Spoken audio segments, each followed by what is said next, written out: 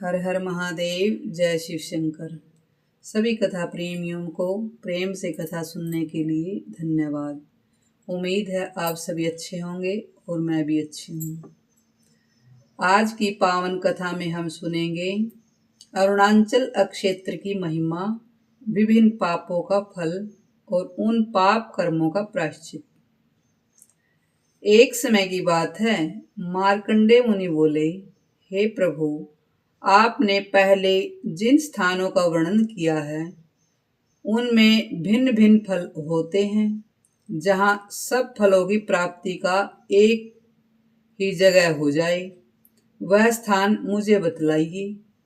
मुझे उस देश का परिचय यानी जानकारी दीजिए जिसके स्मरण करने मात्र से ज्ञानी और अज्ञानी समस्त चराचर जीवों की मुक्ति हो जाती है। कथा में यह शिक्षा दे रही है कि जगह जगह घूमने की बजाय हमें कोई एक स्थान बताइए जिससे पापों से मुक्ति मिल सके। तब नंदिकेश्वर ने कहा, हे मुने, तुम्हारे सिवा अन्य किस व्यक्ति ने इस प्रकार लंबे समय तक मेरी सेवा की है और किसी मार्ग और किसी पर नहीं है।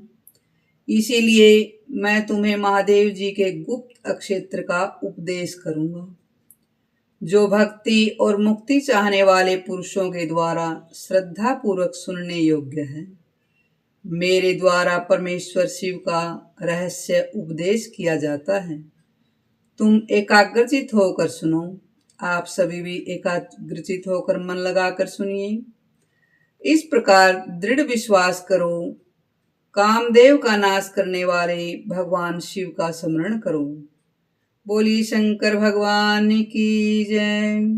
भगवती पार्वती जी के चरणों में मस्तक झुकाओ। आप सभी से निवेदन है, आप भी माँ पार्वती के चरणों में मस्तक झुकाइए। तत्पश्चात ओमकार का उच्चारण करो और यह तुम्हारे लिए महान कल्याण का अवसर प्राप्त हुआ है। हे तपोधन, दक्षिण दिशा में द्राविड़ देश के भीतर भगवान चंद्रशेखर का अरुणाचल नाम से महान अक्षेत्र है, जिसका विस्तार 3 योजन का है। शिव भक्तों को उस अक्षेत्र का अवश्य ही सेवन करना चाहिए यानी जाना चाहिए। उस प्रदेश को पृथ्वी का हृदय समझो। भगवान शिव उसे सदा अपने हृदय में रखते हैं।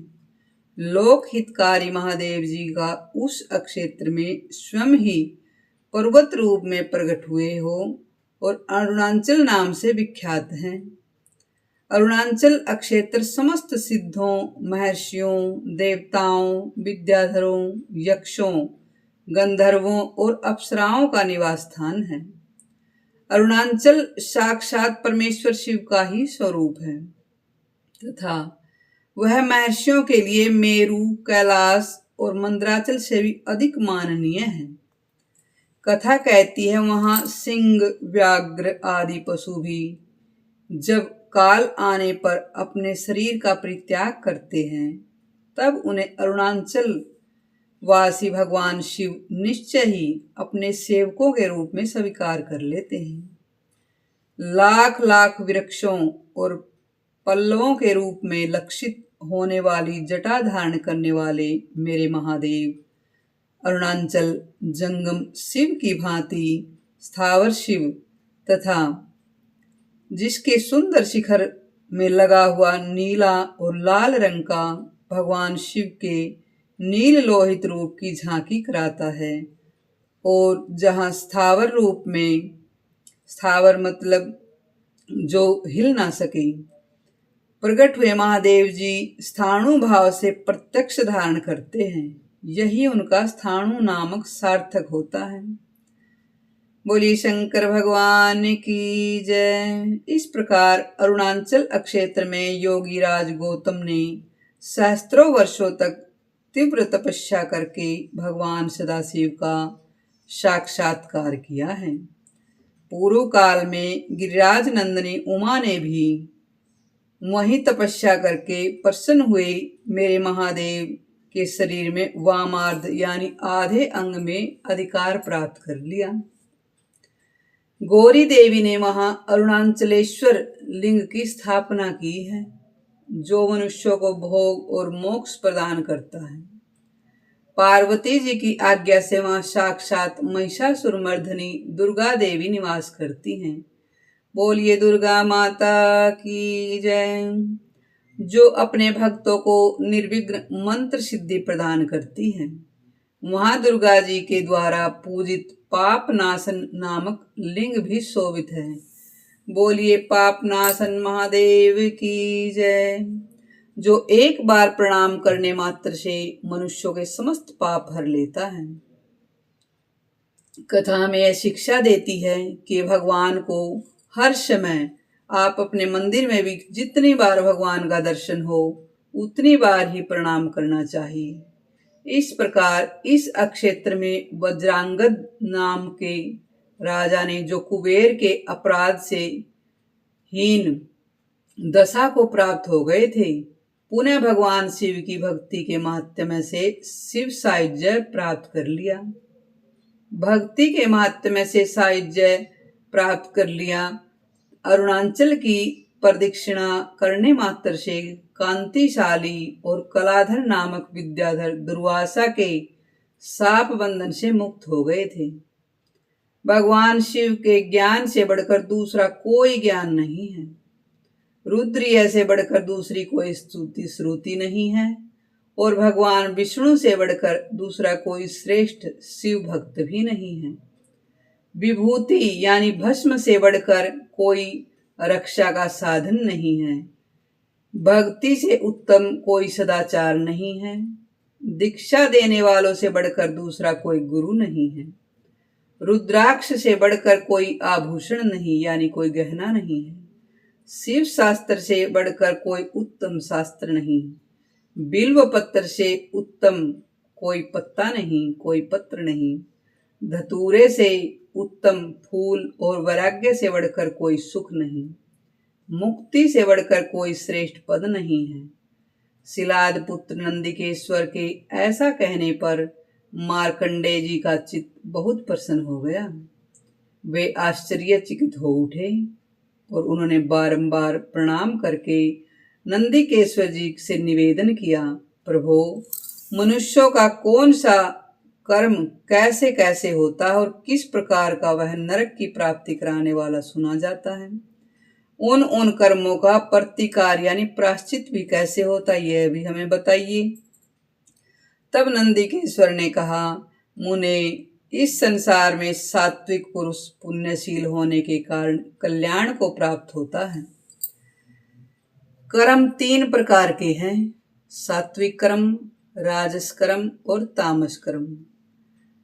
अतः विधाता ने इन तम प्रधान यानी तीनों को कर्मों के उपभोग के लिए विचित्र विचित्र नरकों का भी निर्माण किया है। ब्रह्म हत्या के पाप से मनुष्य मृत्यु के पश्चात गधा, कुत्ता अथवा सूअर होकर फिर चंडाल होता है। शराब पीने से द्विज चिरकाल तक यानी ब्राह्मण चिरकाल तक नरक में पड़ता है। नरक में पड़े रहने के पश्चात कृमि यानी कीड़ा, कीट, पतंग योनि को प्राप्त होता है तथा कर्मकार दास होता है। ब्राह्मण के धन का अपहरण यानी छीनने वाला मनुष्य ब्रह्म राक्षस होता है तथा जिस वस्तु की वह चोरी करता है दूसरे जन्म में वह उस वस्तु उसे प्राप्त नहीं होती। गुरु पत्नी गमन करने वाला पुरुष चिरकाल तक 80 पत्रवन की यातना भोग कर अंत में नपुंसक होता है। पर स्त्रीगामी मनुष्य यमदूतों द्वारा लोहे के तपाए हुए डंडों से पीटा जाता है। काल सूत्र नामक नरक में निवास करता है। आग लगाने वाला घोर नरक में वास करता है और जहर देने वाला सुघोर नरक में, चुगलखोर महाघोर नरक में और धर्म की निंदा करने वाला अवीची नरक में पड़ता है। मित्रद्रोही कराल नामक नरक में यानी जो अपने मित्र के साथ द्रोह या बैर करता है उसे कराल नामक नरक में गिराया जाता है। हिंसक भीम नरक में छिपकर पाप करने वाला संहारक नरक में, तथा असत्य यानी झूठ बोलने वाला भयानक नरक में, और पराये खेत और पराये धन आदि का अपहरण करने वाला मनुष्य असी घोर नरक में निवास करता है। कथा कहती है परद्रोह परायण यानी दूसरे से जो द्रोह करता है वह पुरुष वज्र में मांस भक्षण करने वाला, द्विज यानी ब्राह्मण, तरल में माता पिता से द्रोह करने वाला, तीक्ष्ण और जप की निंदा करने वाला यानी कोई भी भगवान का नाम जप करता है और उसकी निंदा करने वाला प्राणी तापन नामक नरक में पड़ता है। घोड़े की हत्या करने वाला निश्रुतवास गो हत्यारा दारुण में, और भ्रूण हत्या यानी गर्भ में हत्या करने वाला चंड में, और स्त्री की हत्या करने वाला कुलक नरक में वास करता है। देव संपत्ति यानी जो देवताओं की संपत्ति है उसको अपहरण यानी चंदा चोरी है, इस प्रकार का चोरी करने वाला दहन में, और पराया धन हरण करने वाला घोर नरक में पड़ता है। यमराज के दूत सभी पापियों को नरक में गिराने के लिए तैयार रहते हैं। उन्हें रस्सियों से बांधते हैं और डंडों से पीटते हैं, कीलों से छेदते हैं, और तीखी चोंच वाले बगुले, गीद, भयंकर नेत्रों वाले बड़े बड़े सर्प, काले नाग, व्याघ्र तथा अन्य हिंसक जीव पापियों को डसते हैं। कथा कहती है शस्त्रों से काट कर टुकड़े टुकड़े कर देते हैं, देह को आग में डालकर जलाते हैं, गहरे गड्ढे में गाड़ते हैं, ऊपर से कोड़ों से पीटते हैं, खोलते हुए तैल के कढ़ाई में पकाते हैं, और महीन यानी बारीक सुइयों से छेद छेद कर पीड़ा पहुंचाते हैं। कथा कहती है यमदूत पापियों से ऐसे कड़े बड़े बड़े भार वाले ढुलवाते हैं जिनका ढोना बहुत कठिन है। भगवान विष्णु से वैर करने वाला मनुष्य गिरगिट और शिवद्रोही पुरुष मरकट यानी बानर होता है। इस प्रकार पापों का फल जानकर उसकी शांति के लिए प्रायश्चित करना चाहिए। आस्तिक पुरुषों को इस अरुण अक्षेत्र में ही पापों का भली भांति प्रायश्चित करना उचित है। अब मैं पाप पूर्ण चित्त वाले समस्त प्राणियों की शुद्धि के लिए विस्तार पूर्वक प्रायश्चित का वर्णन करता हूँ। सुनिए, आप सभी कथा प्रेमी भक्ति पूर्वक सुनिए। ब्रह्मघाती मनुष्य अरुणाचल अक्षेत्र में जाकर कद्रू तीर्थ में गोता लगावे, भस्म और रुद्राक्ष धारण करके पंचाक्षर मंत्र का जप करते हुए उपवास करें, मन और इंद्रियों को संयम में रखकर परमेश्वर भगवान शिव की पूजा करें, ब्राह्मणों को भोजन करावें, तत्पश्चात 1 वर्ष तक भिक्षा के अन्न पर निर्वाह करते हुए जितेंद्रिय भाव से वहां रहें और भगवान अरुणाचल का भक्ति पूर्वक विशेष पूजन करें। ऐसा करने वाला पुरुष ब्रह्म हत्या से मुक्त हो ब्रह्मलोक में सम्मानित होता है। मदिरा पीने वाला मनुष्य भी अरुणाचल क्षेत्र में 1 वर्ष तक और विशुद्ध आचार विचार से रहे तथा महादेव जी की पूजा करके शतरुद्रीय का पाठ करते हुए उन्हें दूध से नहलावें। ऐसा करने पर वह मदिरा पाप जनित पाप से शीघ्र ही मुक्त हो जाता है। बोले शंकर भगवान की जय। सुरवण की यानी सोने की चोरी करने वाला पातकी अरुण अक्षेत्र में महादेव जी की बिल्व पत्र से पूजा करके यदि ब्राह्मणों को भोजन करावे तो उस दुस्तर पाप से वह छुटकारा पा जाता है। गुरु पत्नी गामी पुरुष अरुणाचल अक्षेत्र में जाकर भक्ति पूर्वक व्रत का पालन करते हुए प्रतिदिन षडक्षर मंत्र का जप करे तो उस पाप से वह मुक्त हो जाता है। पराई स्त्री का अपहरण करने वाला मनुष्य अरुणाचल अक्षेत्र में जितेंद्रिय भाव से निवास करें और 1 मास तक प्रतिदिन नए नए फूलों से अरुण शिव की पूजा करें तथा शक्ति के अनुसार धन का दान करें तो वह तत्काल पाप मुक्त हो जाता है। जहर देने वाला मनुष्य भी अरुण अक्षेत्र में पूर्वोक्त रीति से व्रत का पालन करते हुए निवास करे। महादेव जी को सब प्रकार का उपहार भेंट करे तो वह दोष से भी मुक्त हो जाता है। चुगली का पाप करने वाला भी अरुण यानी अरुणाचल क्षेत्र में वर्ती हो रहकर वेदोक्त कर्म में तत्पर रहते हुए यदि श्रेष्ठ ब्राह्मणों को पढ़ावे और पढ़ने में सहायता करे तो वह पाप रहित हो जाता है। कथा कहती है, स्त्री, बालक और गाय की हत्या करने वाला पुरुष भी अरुण अक्षेत्र में जाकर अपने अपने पाप का नाश करने के लिए व्यातिपात योग में ब्राह्मणों को तिल का दान करे। छिपे पाप करने वाला भी यदि अरुण अक्षेत्र में इंद्रिया संयम पूर्वक गुप्त दान करे तो वह निष्पाप हो जाता है।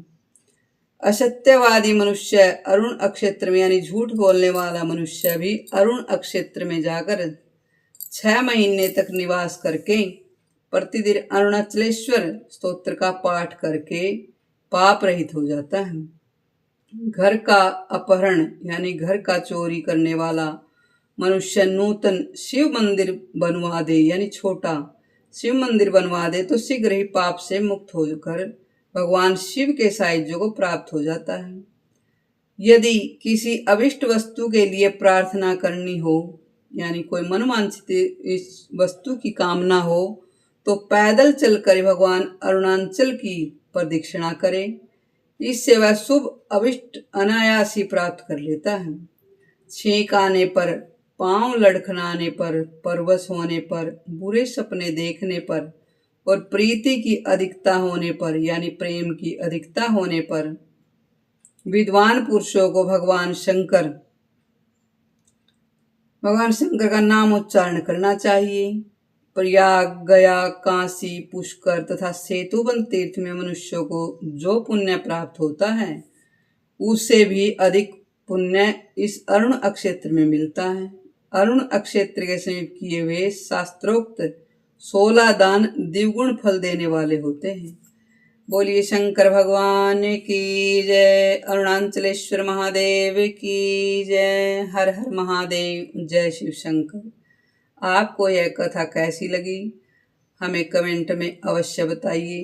अगर आपको कथा हर दिन सुननी है तो चैनल को लाइक सब्सक्राइब अवश्य कर लीजिएगा। ऐसी पावन कथा हर दिन आपके लिए हम लाते रहेंगे। धन्यवाद।